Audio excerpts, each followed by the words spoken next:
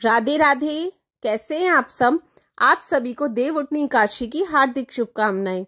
देवउठनी एकादशी कार्तिक मास के शुक्ल पक्ष की एकादशी तिथि को कहते हैं।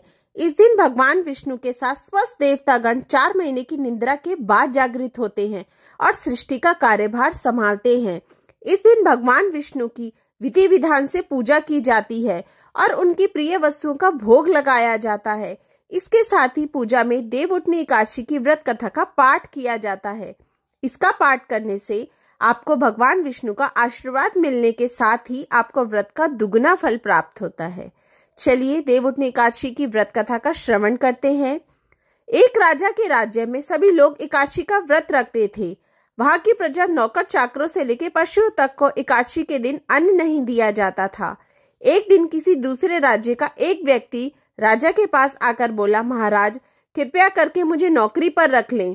तब राजा ने उसके सामने एक शर्त रखी कि ठीक है, रख लेते हैं, लेकिन रोज तो तुम्हें खाने को सब कुछ मिलेगा, पर एकादशी को अन्न नहीं मिलेगा।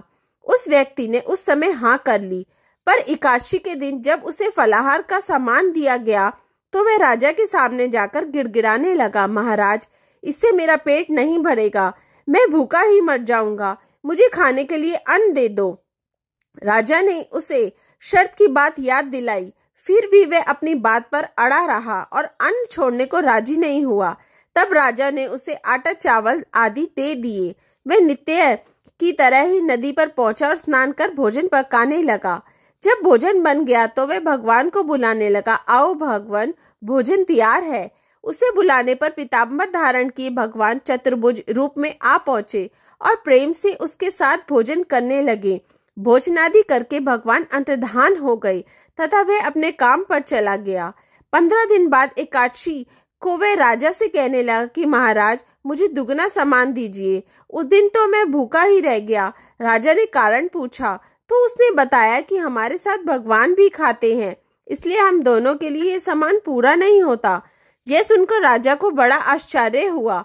वह बोला, मैं नहीं मान सकता कि भगवान तुम्हारे साथ खाते हैं। मैं तो इतना व्रत रखता हूँ, पूजा करता हूँ, पर भगवान ने मुझे कभी दर्शन नहीं दिए। राजा की बात सुनकर वह बोला, महाराज यदि विश्वास ना हो तो साथ चलकर देख लें। राजा एक पेड़ के पीछे छुपकर बैठ गया।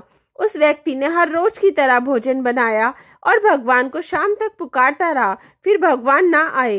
अंत में उसने कहा, हे भगवान यदि आप नहीं आए तो मैं नदी में कूदकर प्राण दे दूंगा। फिर भी भगवान नहीं आए। तब वह प्राण त्यागने के उद्देश्य से नदी की तरफ बढ़ा। प्राण त्यागने का उसका दृढ़ इरादा जान शीघ्र ही भगवान ने प्रकट होकर उसे रोक लिया और साथ बैठकर भोजन करने लगे। खा पीकर वह उसे अपने विमान में बिठाकर अपने धाम ले गए।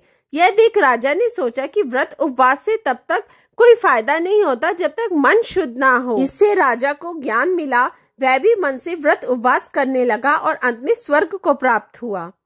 देवउठनी एकादशी की एक दूसरी व्रत कथा भी है, हम उसका भी श्रवण करते हैं। एक समय भगवान नारायण से लक्ष्मी जी ने पूछा, हे नाथ अब आप दिन रात जागा करते हैं और सोते हैं तो लाखों करोड़ों वर्ष तक को सो जाते हैं, उस समय समस्त चराचर का नाश भी कर डालते हैं, अतः आप नियम से प्रतिवर्ष निद्रा लिया करें, इससे मुझे भी कुछ समय विश्राम करने का समय मिल जाएगा।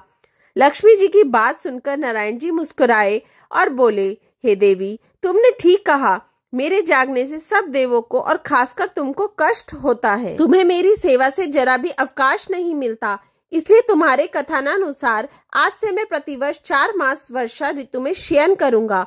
उस समय तुमको और देवगणों का अवकाश होगा। मेरी यह निद्रा अल्प निद्रा और प्रलयकालीन महानिद्रा कहलाएगी। यह मेरी अल्प निद्रा मेरे भक्तों को परम मंगलकारी, उत्सवप्रद तथा पुण्यवर्धक होगी। इस काल में मेरे जो भी भक्त मेरे शयन की भावना कर मेरी सेवा करेंगे और शयन और उत्पात के उत्सव आनंद पूर्वक आयोजित करेंगे, उनके घर में तुम्हारे सहित निवास करूंगा। देवउठनी एकादशी की व्रत कथा समाप्त हुई। राधे राधे।